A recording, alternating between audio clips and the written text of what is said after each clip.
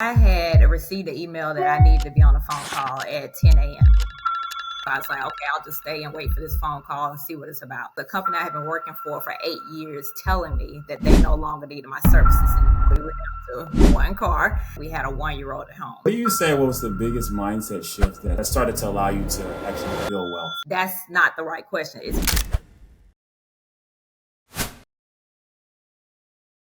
So, Janae, I want to pick up the story when a 10-minute phone call actually changed your life. So tell me about that 10-minute phone call that actually changed your life forever. Tell us that story. Yes, so I had received an email that I needed to be on a phone call at 10 a.m. It was actually 8 a.m. in the morning.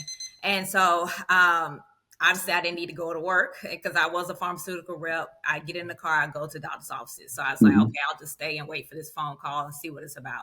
But when the phone call came, and like you said, it was only 10 minutes long, it was a company I had been working for 8 years telling me that they no longer needed my services anymore. And so this was a company that I had late night dinners, getting up at 3 o'clock in the morning to drive 2 hours to hospitals to talk to doctors, those kind of things. And just like that, it was like, you're good. I mean, I made the company $1 million a year, those kind of things. Wow. Yeah. And so that phone call actually did change my life. It actually was a blessing because it helped me realize that I was $50,000 in debt. And so it was definitely scary at the time, but it was what got me to where I am today. I'm curious to know too, and you hear a lot of people that say how they get laid off. I was talking to another gentleman and nothing happened to him. I think he just got an email and they just told him that was it. Was no phone call. What was the subject line in that email? It was literally just phone call in the morning. We will give you a call. That's what it was. Now today, you're right. They don't even give you the courtesy of a phone call and explaining. They're just, your stuff is cut off. I don't even get an email. You just can't. That's what happened to people recently. They can't even get on the computer and realize, okay, I guess I lost my job. It's crazy today, but back then they had a little bit more courtesy. It's funny, right? Even that back then was more courtesy than what it is now. That's crazy how the world is. Financially, what did you mention? We'll get later into the debt piece of it, but what did you lose financially? What did you lose emotionally when that situation happened? Yeah, so after that phone call, I realized that we were losing 60% of our household income. We lost 60%. 60% of our household income. And we were in a house, we have only been in our house for a year. So, and we're young and we don't know what's going on, all that kind of stuff. But we lost 60% of our household income. We lost our health care. We lost a company car. So we were down to one car. And then what made it really real is that we had a 1-year-old at home. So that's where it really started to shift. Like, Janae, you got to snap out of it. You got to wake up. You got to figure this out. We have a 1-year-old at home that has to be able to have what they need to have. Yeah. So did you tell your family right away? Oh, I had to. Like, because the company's coming to get the car. Repo man showing up. Okay, for sure. The company's coming to get the car. They're coming to get all the stuff because as a pharmaceutical rep, you pretty much work outside of your home. You're going, everything is, so they're coming to get the computer. They're coming to get everything that has to do with that job. And so, you tell them immediately because guess what? 60% of our household income is gone. And now we got to really think through some things. Yeah. So describe that conversation. What was that conversation like when you told your family, okay, this is the situation after you hung up the phone? So the good thing, it was only 3 of us and one of us was a 1-year-old. So I only had to tell one person, just like, this is what's happened. And we got to kind of figure this out. I need to try to figure out what unemployment is because I've never done it, those kind of things. So it was kind of like panic mode to we got to sit down and figure out what is our next steps. So this situation happens. You're figuring out your next step. So it sounds like there was no backup plan and you're trying to figure that out. So you're just floating, trying to kind of gauge, okay, what's next? Yeah, it's definitely what's next because this was my first career out of college. Okay. And it's actually, that company was my only internship in college.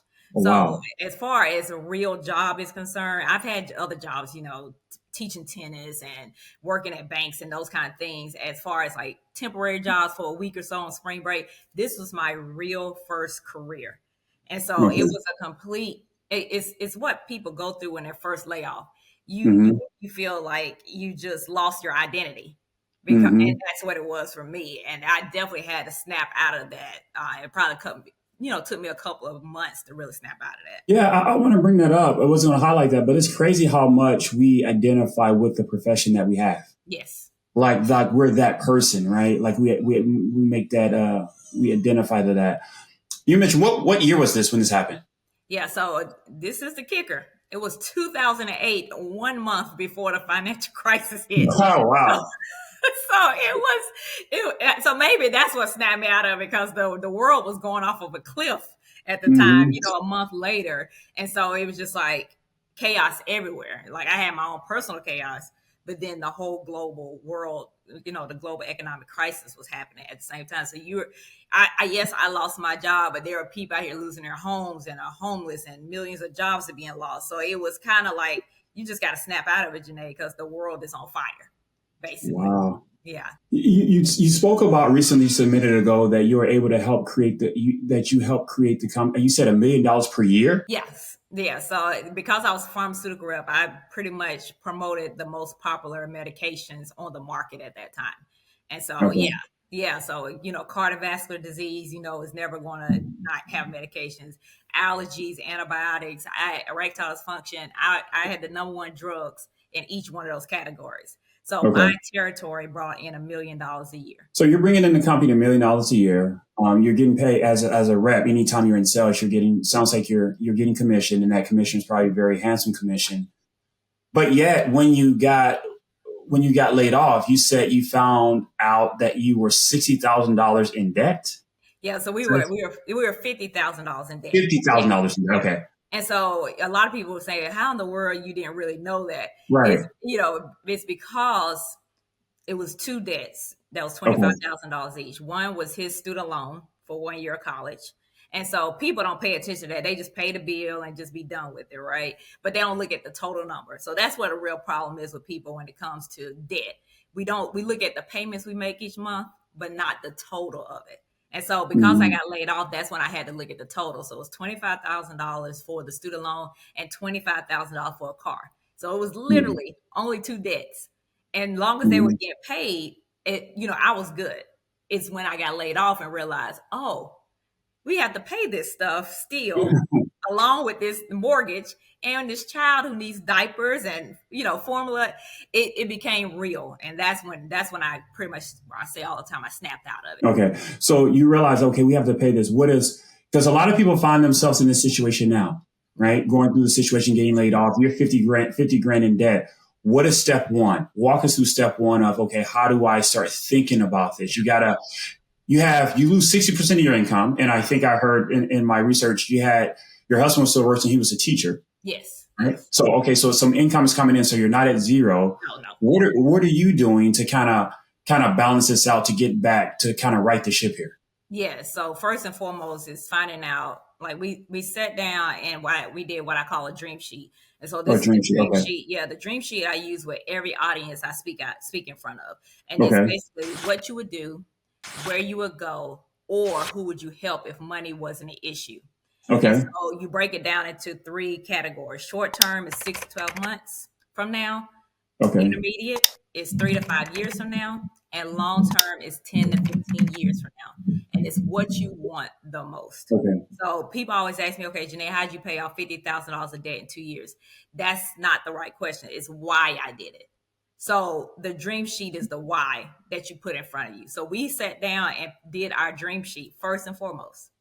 Mm-hmm. The second thing was we looked at what debt we owed. So we know it's 50,000, 25,000 here, 25,000 there, but what are the monthly payments? So we even went down to what that was. So that is really the first two steps that people need to do. You got to find out who you owe money to, how much you owe to them, and how much you got to pay them each and every month, so you can find a way to find that money.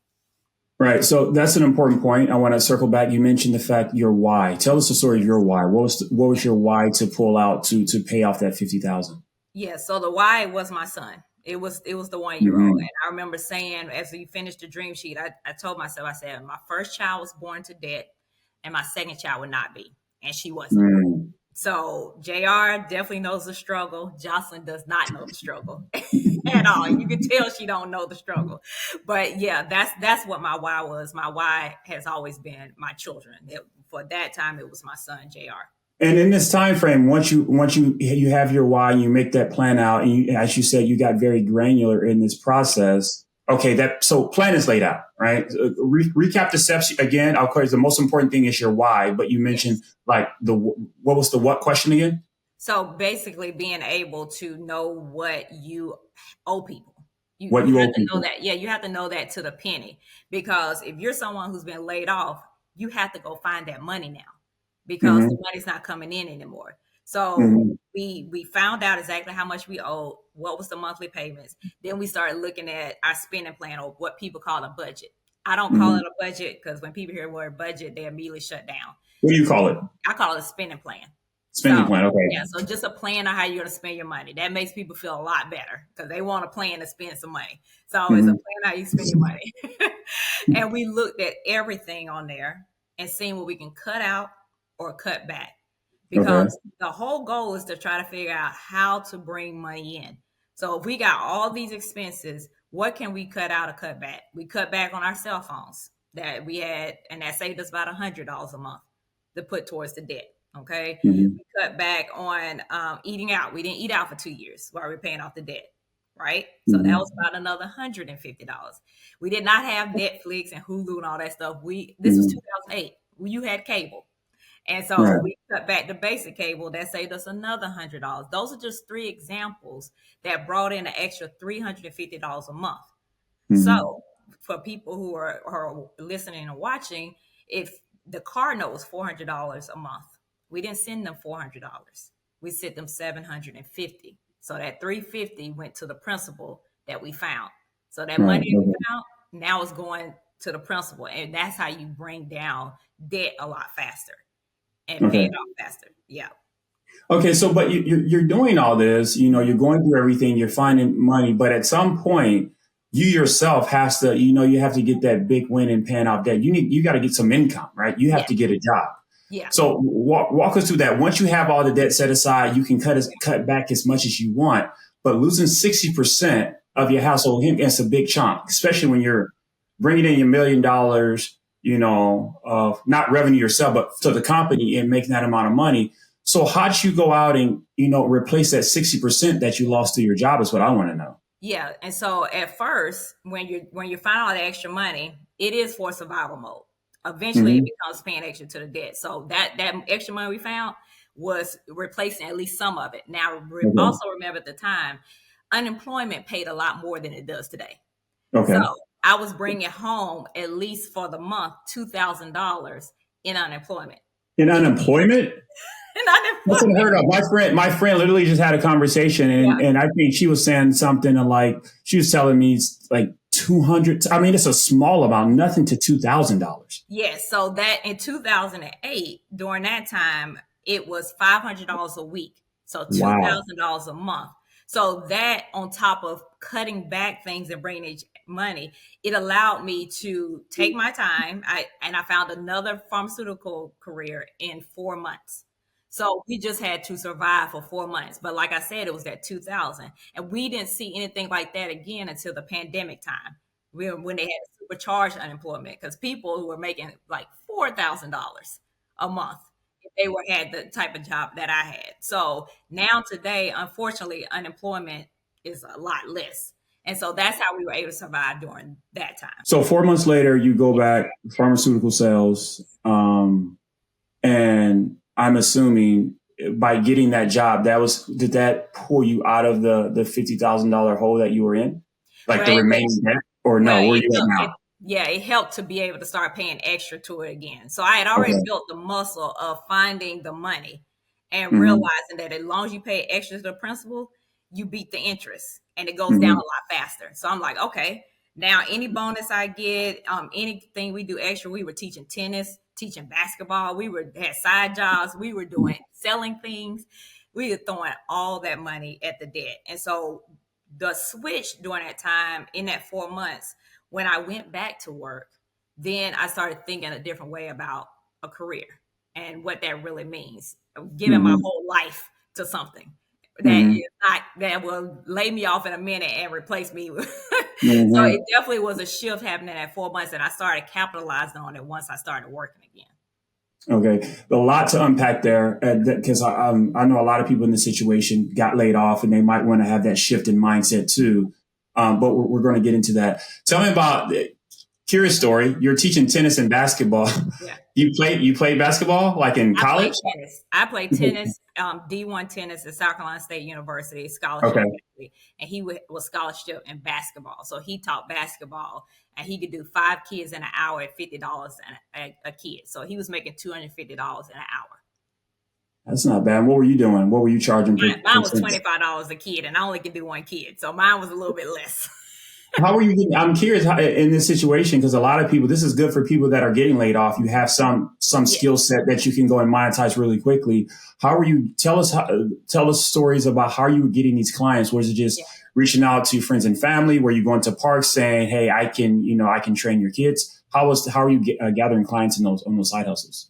Yeah, a lot of times people in the past before I started doing this would ask me, Janae, you know anybody that teaches tennis or knows some tennis clinics and that kind of stuff. So when that happened, I was like, you know what, I can teach a child, for $25 an hour. And that was easy because they had already come to me before. With him, Okay, outside of being a teacher, he was a high school basketball coach. So okay, he okay. already had a clientele that can come very easily. Yeah. Let's get to a point, and I'm going to give you a scenario. Like I said, there are individuals that are doing this. You cannot, and we're going to get more into your story. But while we're here at this part, say there's an individual gets laid off.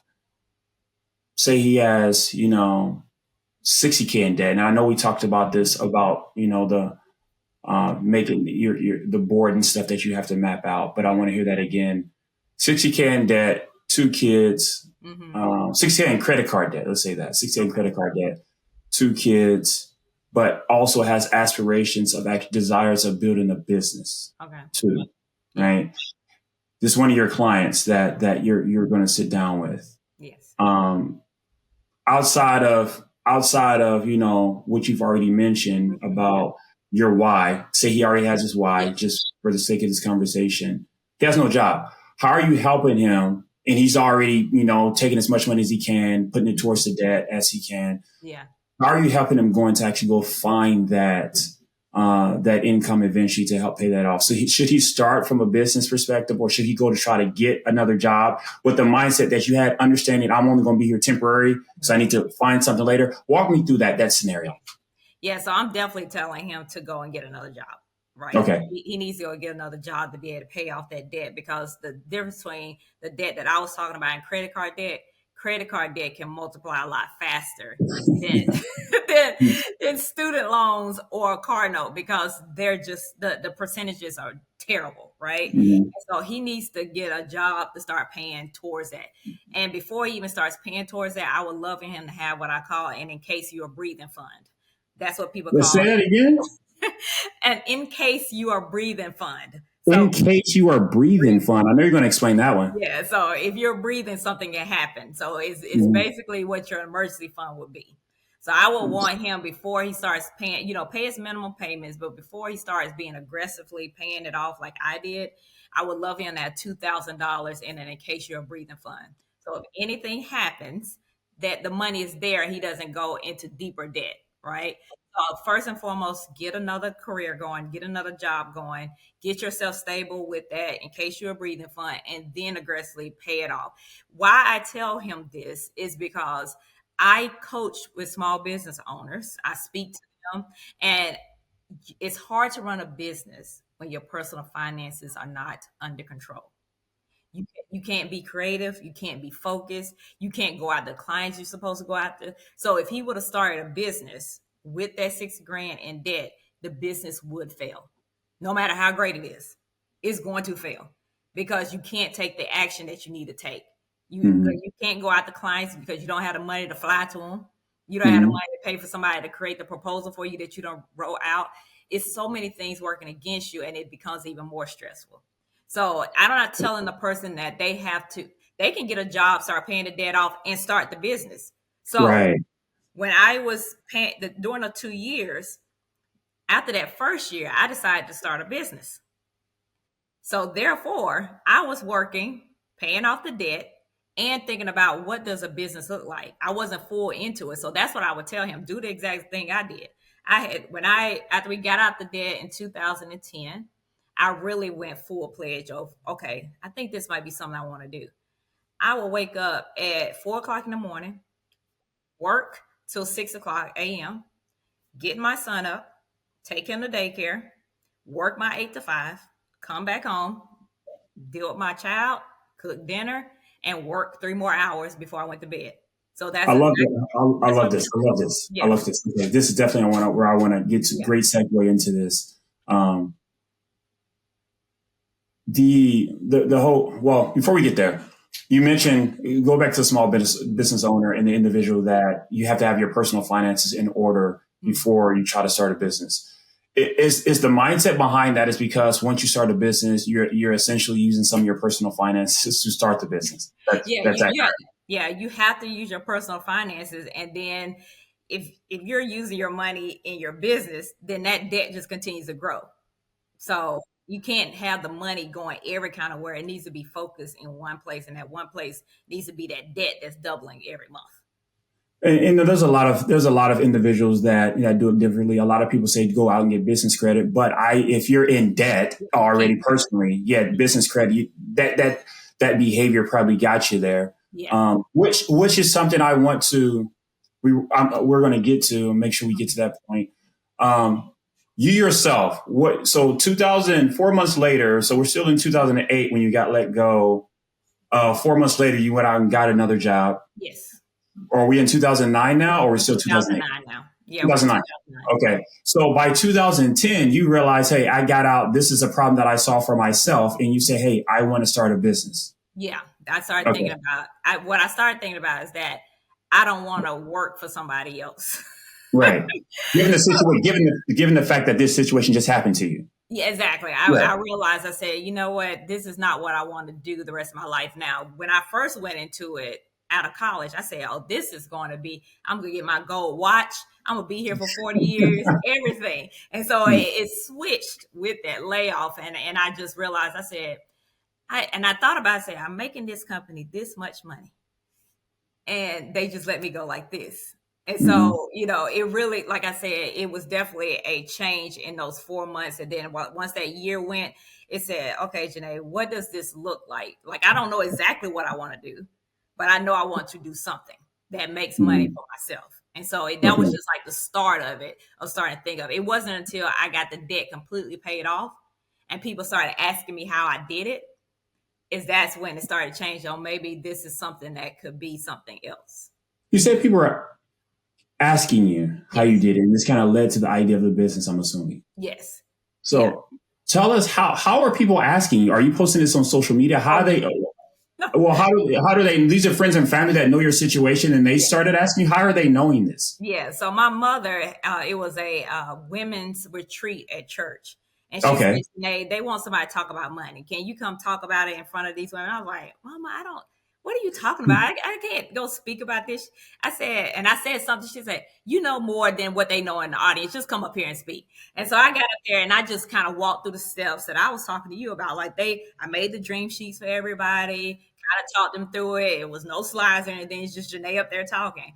And a lady, what they call a church mother, afterwards, as I walked back there, she said, this is exactly what you're going to do for the rest of your life. And I was like, no, I'm not, lady. I said, Mm-hmm. like I ain't completely dismissed it. Then look at where I'm at today. But, Mm-hmm. from there, if somebody else asked me, and a lot of times it was church events, and then finally someone, without me asking, paid me money. It was $250. And it was the Wow. last $250 I needed to be out of the debt. It's when they paid Wow. me. And I said, I can get paid for this. And that's when I got serious and started Mm-hmm. trying to figure out, how do I get paid at first to speak about this? And that's when I found a mentor. Okay. Yeah. I love the way this conversation is going.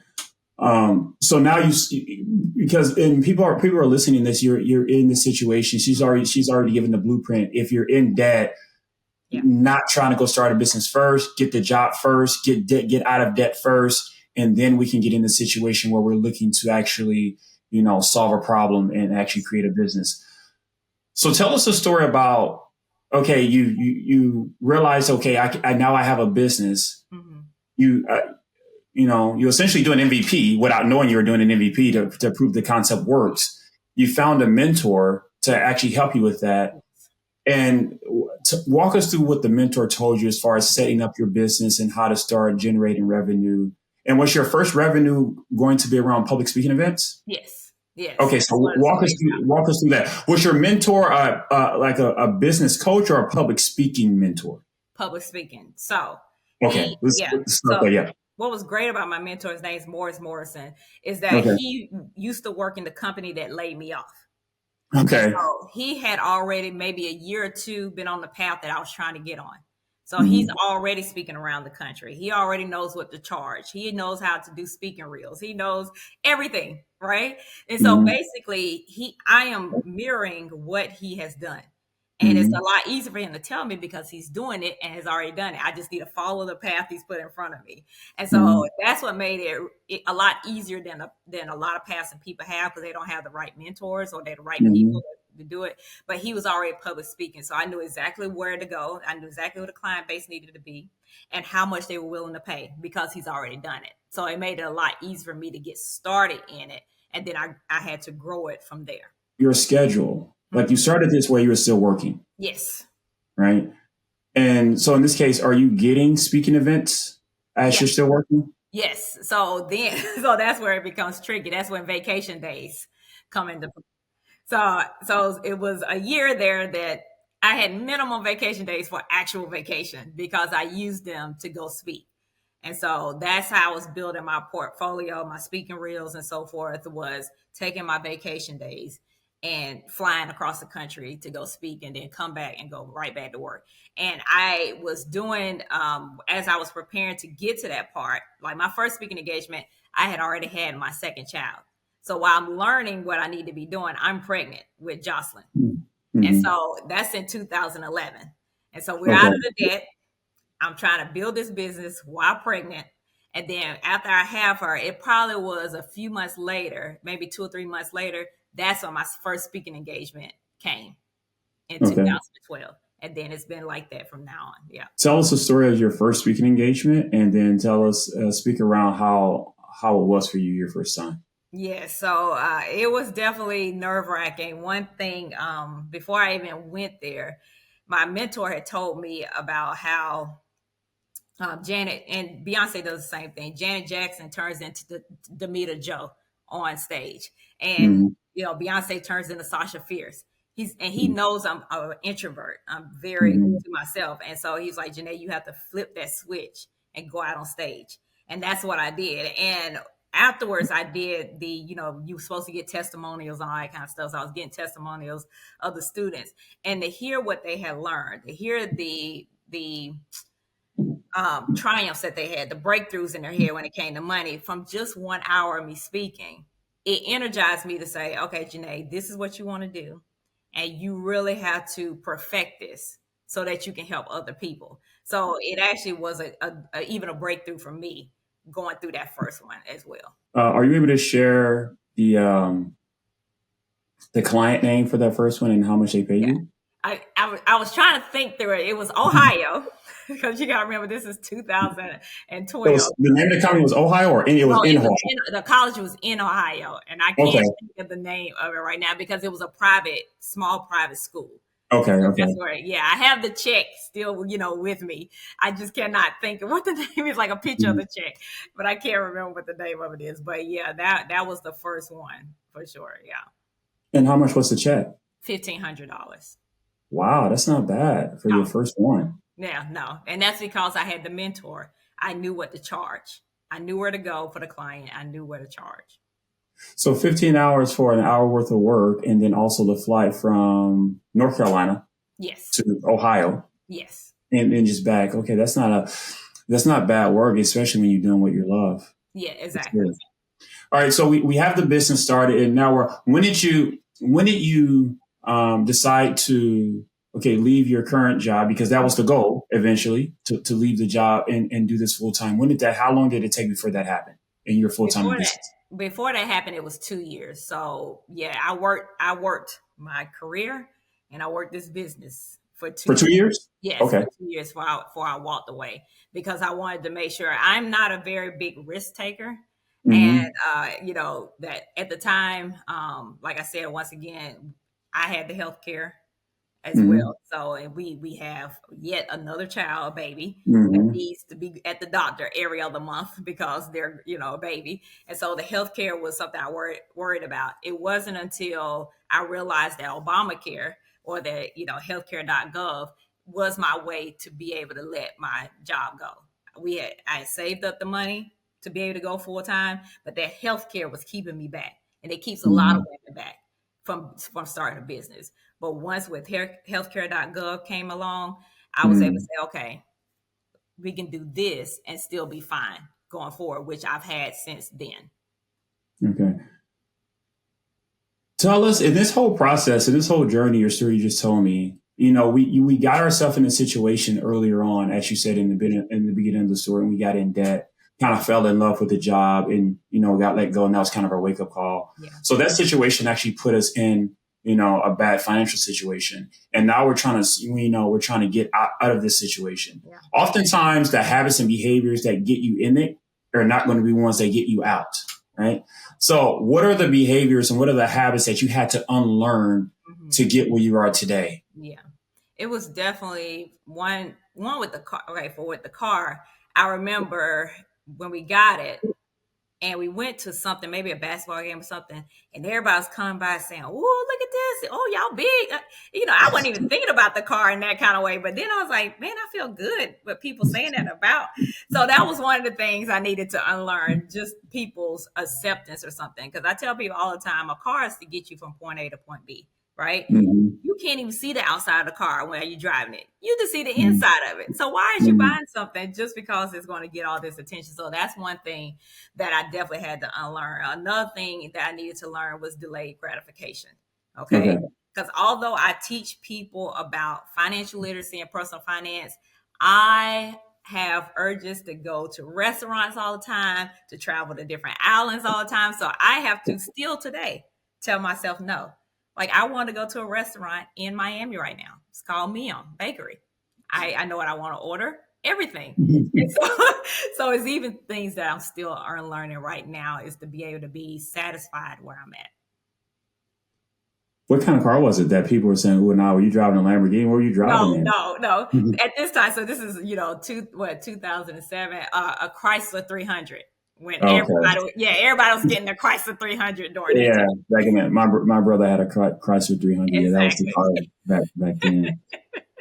Well, what do you say was the biggest mindset shift that happened to you that started to allow you to actually build wealth? Yeah, I would say the mind shift was definitely thinking beyond me. That's what it Okay. is. Thinking beyond me. It's very easy to stop doing things when it's just about you, right? Because you're Mm-hmm. like, only person. If I stop doing this, the only person I hurt is me. But Mm-hmm. I put my children in front of everything. My children and my mother. Like, it's definitely financial goals I want to reach, and that has to do with building wealth in order for it to bless her, in order for it to bless them.